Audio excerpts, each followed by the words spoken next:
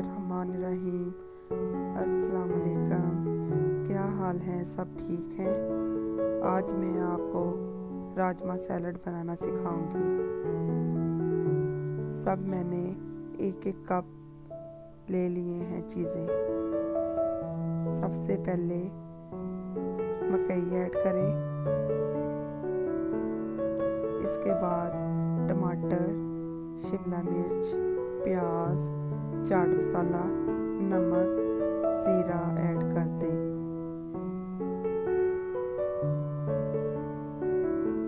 इसके बाद राजमा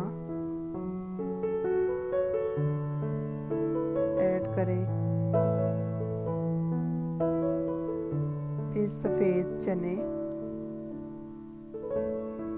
ऐड करें, इमली का पल्प भी ऐड कर दें।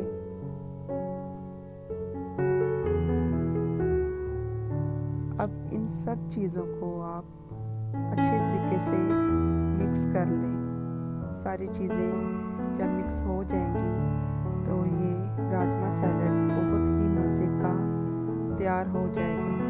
एक दफ़ा आप ज़रूर बनाइए, बहुत इजी और मज़े का सैलड है। आप मेरे चैनल को लाइक करें, शेयर करें और सब्सक्राइब करें। मेहरबानी। अल्लाह हाफिज़।